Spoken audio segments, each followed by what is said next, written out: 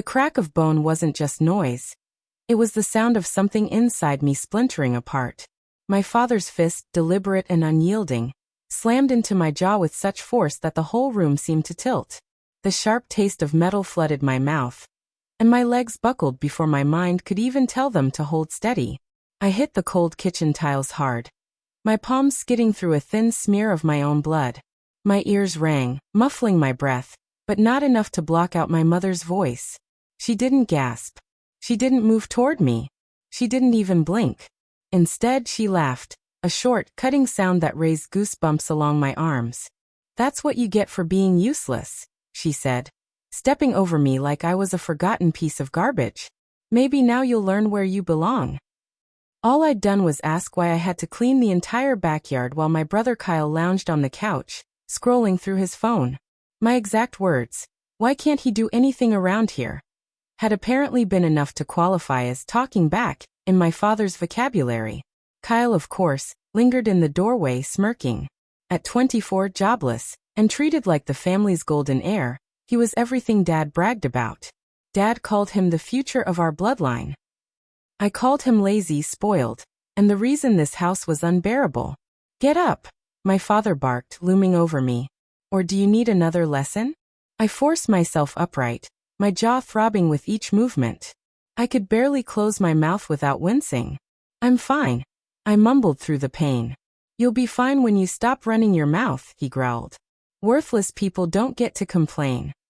Mom went on making coffee, humming like the smell of blood in her kitchen was no different from the scent of burnt toast. "Finish the backyard before lunch," she said. "And clean yourself up. I don't want the neighbors thinking we're animals." I nearly laughed at the hypocrisy. A woman calling me worthless while her husband cracked my jaw. But I swallowed it. Humor here was dangerous. Outside, the air hung heavy, thick with humidity. I gripped the broom tighter than necessary, not for the sweeping, but to stop my hands from trembling. The taste of blood still coated my tongue, my teeth aching from the blow. Through the living room window, I saw Kyle stretched out, the glow of the TV screen flickering across his smug face. That smirk, silent, mocking, had been with me my whole life. I was 26, old enough to leave, but trapped. My savings had been drained, borrowed by my parents to fund one of Kyle's failed ventures. My work hours were cut, rent on my own was impossible, and the few friends I had left were too far away to help. Every attempt to escape had been undermined. My car mysteriously breaking down before job interviews, my phone charger disappearing when I needed it most. Mom would always shrug and say, "Maybe it's a sign you're not ready for the world." But that punch, the one that rattled my teeth and stole my breath, didn't feel like a sign to stay. It felt like the final push I needed. By nightfall, the swelling in my jaw had doubled. In the bathroom, I pressed a cold spoon against it, staring at the stranger in the mirror. Split lips. A faint bruise darkening under my left eye. I didn't look like someone who could fight back. I looked beaten. But I wasn't finished. Not yet. That night, while they argued in the living room over takeout, I sat on my bed planning. My hands shook, my face burned. But my thoughts were sharp, honed like glass. I wasn't going to wait for the next blow. I was going to make sure they understood what real damage felt like. And when it came, they'd never see it coming. By morning, the ache had spread from my jaw to my temple, hardened and unyielding. I forced down toast just to keep from feeling sick, every bite reminding me of bone colliding with bone. My father's lesson echoed in my head like it wanted to live there forever. But now, that ache had a companion, a cold, deliberate thought that pulsed in my chest whenever I heard their voices. When I walked into the kitchen, Dad was there, sipping coffee like he hadn't shattered my face 12 hours earlier. Mom was at the stove, humming as she flipped pancakes, the special kind she only ever made for Kyle. He sat at the table, hair messy, grinning lazily as he drowned his breakfast in syrup. "Don't just stand there," Mom said without looking up. "Pour your brother some juice." My jaw ached when I clenched it, but I poured anyway, sliding the glass toward him. He didn't thank me, he never did. Instead, he tilted his head, smirk curling. "Still talking funny," he said, mocking the stiffness in my mouth. "Guess Dad finally knocked some sense into you." Dad chuckled without raising his eyes. "She's lucky I didn't break more than her mouth." I froze, juice still in my hand. And right then something solidified inside me. This wasn't just cruelty. It was war. This was the life they were used to. And if I stayed long enough, it would become mine too. That night, after the house fell silent, I went to the old cedar chest in my closet and unlocked it. Hidden under blankets were 3 forgotten items: my high school laptop, a spare set of house keys, and a spiral notebook. The laptop was slow, the screen flickered, but it was still good enough for my purpose. I began writing, not a diary, not a confession, but a plan. A detailed blueprint not just for leaving, but for taking something with me they could never get back. Step 1 wasn't about confronting them or making a scene. It was about disappearing in plain sight.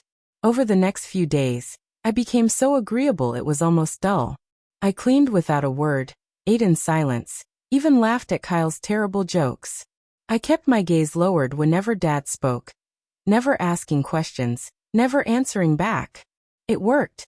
They stopped treating me like a problem. They stopped noticing me altogether. While they relaxed, I watched and learned. I saw where Dad kept his important files in the desk drawer. I noted when Mom left her phone alone to gossip outside. I listened when Kyle bragged about things he shouldn't, passwords, bank details, trying to sound important. One evening, Mom left her purse on the counter to water her plants. I stood there, dish towel in hand, pretending to dry plates until I heard the sliding door click shut. In under 30 seconds, I had her phone in my hand, scrolling through her photos, emails, and notes full of passwords she treated like shopping lists. I didn't save anything yet. I memorized patterns, connections, and details. This wasn't just about collecting dirt, it was about understanding their every move. The more I learned, the clearer my goal became. Leaving them broken wasn't enough. I wanted them exposed, stripped of the false pride and security they hid behind. 2 weeks later, Kyle came home bragging to Mom about his big break. He had invested Dad's networking funds into some project with his friend Carter. There was going to be a launch event, a rented hall, and all of Dad's business associates invited to witness Kyle's brilliance. That was my chance. For the next few days, I lived in 2 worlds. By day, I was the silent, obedient daughter who barely existed. By night, I pieced together a way to step into Kyle's moment of glory just long enough to destroy the image they had built. I didn't want to harm them physically. That would be too easy. I wanted to wound them where it would bleed the longest. Their reputation, their credibility, their untouchable status. One night, as I sat at my desk with my notebook open and the bruise on my jaw fading, I realized this wasn't just about escape. I was erasing the version of me they thought they owned. When I was done, they wouldn't just lose me. They'd lose everything they'd built on my silence. The night of Kyle's event looked like something out of a movie. Strings of golden lights hung across the hall, fake champagne poured into tall glasses, and every man in a suit that cost more than his integrity. I slipped in early, unnoticed, dressed in black, subtle, but impossible to ignore if you looked twice. My hair was pinned neatly, makeup sharp enough to cut.